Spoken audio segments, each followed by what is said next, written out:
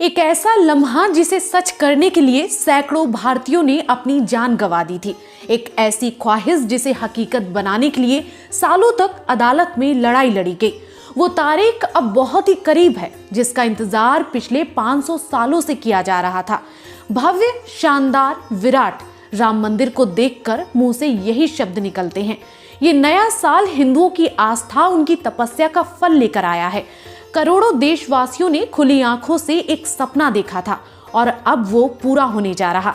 रामलला अब बहुत जल्द अपने भव्य मंदिर में विराजमान होंगे और भक्त भगवान राम की जन्मभूमि पर ही उनका पूजन कर पाएंगे। अयोध्या और राम मंदिर को लेकर ऐसा माहौल है कि जिसे देखो वही 22 जनवरी की बात कर रहा है। मंदिर का निर्माण बहुत ही तेजी से चल रहा। भव्य राम मंदिर की सुंदरता देखते ही बनती है, लेकिन राम मंदिर सिर्फ सुंदर ही नहीं है, बेहद शक्तिशाली और मजबूत भी है। मंदिर को इस तरह से बनाया गया है कि वो कम से कम 1000 साल तक ऐसे ही खड़ा रहेगा।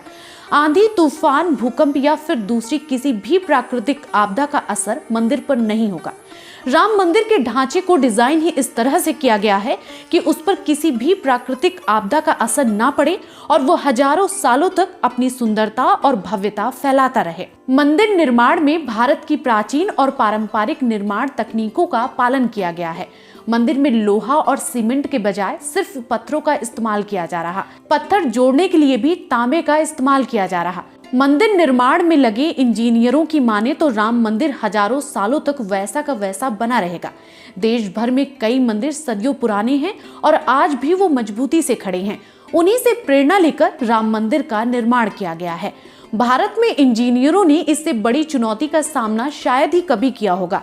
साल 2021 में एक तरफ श्री राम मंदिर की नींव का काम चल रहा था और ठीक उसी समय मिट्टी की प्रकृति के मुताबिक नक्शे में बदलाव किया जा रहा था।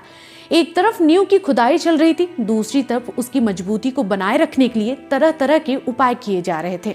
ये सारा काम एक साथ चल रहा था और प्रोजेक्ट के इंजीनियर भी इस बदलाव को तुरंत अमल में ला रहे थे। इसलिए श्री राम मंदिर को आप भारत में मंदिर निर्माण के इतिहास का सबसे कठिन प्रोजेक्ट भी कह सकते हैं। 22 तारीख को भगवान राम अपने घर में विराजमान हो जाएंगे और उस दिन पूरे देश में दिवाली मनाई जाएगी। भगवान राम की प्राण प्रतिष्ठा का साक्षी हर सनातनी बनना चाहता है, इसलिए देश भर में श्रद्धालु राम मंदिर में रामलला के दर्शन के लिए उतावले हैं। पूरी अयोध्या को दुल्हन की तरह सजाया जा रहा। अयोध्या को इस तरह से सजाया जा रहा कि आपको कड़कड़ से ये आभास हो कि आप प्रभु श्री राम की नगरी में हैं। रेलवे स्टेशन से लेकर एयरपोर्ट तक बस राम ही राम। 500 साल बाद भक्तों का इंतजार खत्म हुआ और अयोध्या का बनवास। वैसे 22 तारीख को लेकर आपको कितनी बेसब्री से इंतजार है, कमेंट बॉक्स में जरूर